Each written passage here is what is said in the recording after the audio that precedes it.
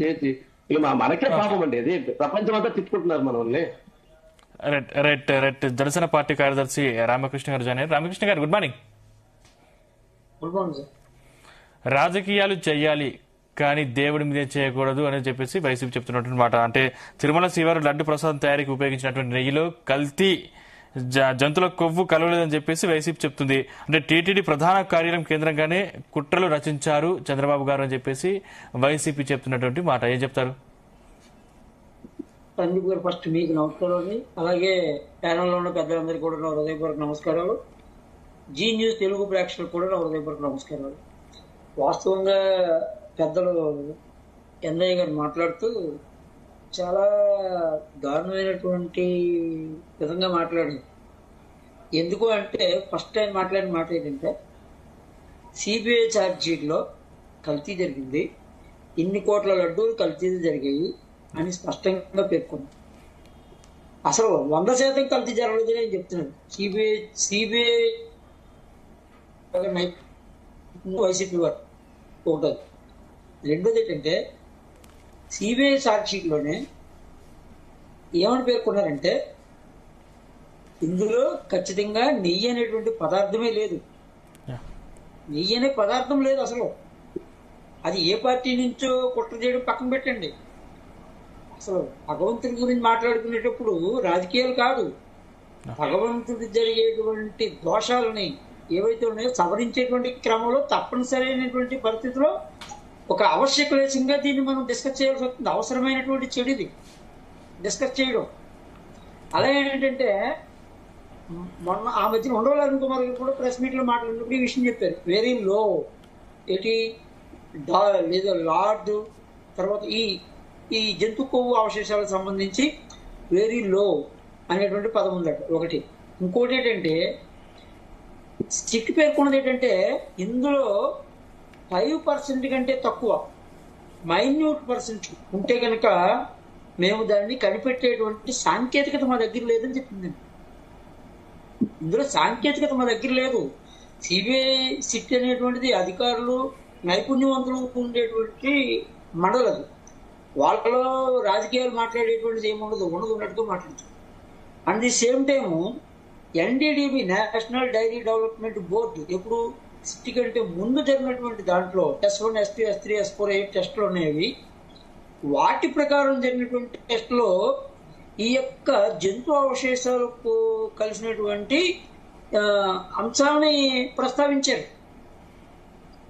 ఆ దాన్ని ఆధారం చేసుకుని మా పార్టీ అధ్యక్షులు పవన్ కళ్యాణ్ గారు, జనసేన పార్టీ అధ్యక్షులు స్పష్టంగా ఇలాగా ఉన్నాయని ఎన్డీడీబీ రిపోర్ట్ ఇచ్చింది అని క్యాబినెట్ లో జరిగినటువంటి విషయాన్ని బయట ఆయన ప్రస్తావించి ఎంతో పశ్చాత్తాపడి, ఒక సనాతనవాదిగా ఎంతో పశ్చాత్తాపడి ఆ రోజు దీక్ష చేసినాడు. నిజంగా ఎంత దారుణం అంటే మన దేశంలో అసెంబ్లీ సాక్షిగా ఇవాళ చెప్పినటువంటి విషయాలు మన పవన్ కళ్యాణ్ గారు, మన దేశంలో ఇతర మతాలు ఎన్ని మతాలు ఉంటే అన్ని మతాలను గౌరవించే సాంప్రదాయం ఉంది. ఏ మతమైనా కానీ ఇక్కడ సురక్షితంగా బతికి బట్టగలిగింది మనకి.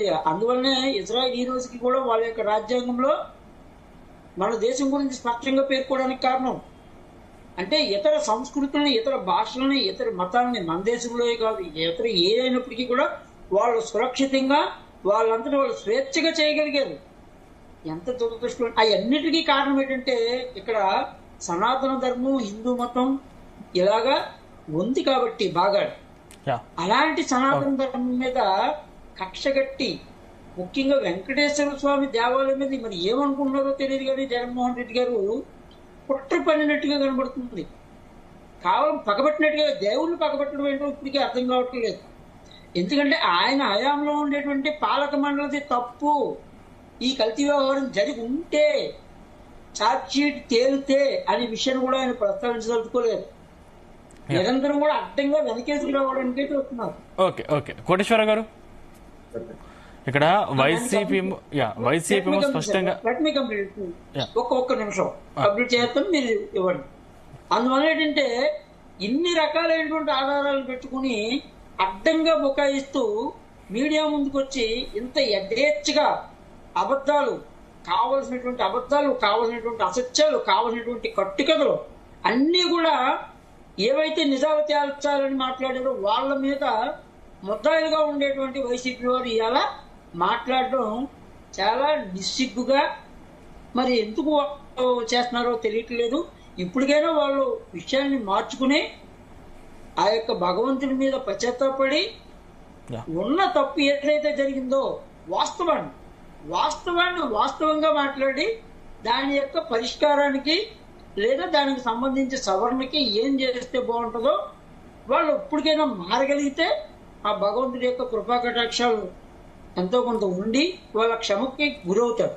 లేకపోతే ఆ పాపం వాళ్ళకి మాత్రం ఖచ్చితంగా అంటుకుంటుందండి. ఎందుకంటే ఆ భగవంతుడి యొక్క ప్రసాదం చాలా చాలా చాలా చాలా చాలా పవిత్రమైందండి.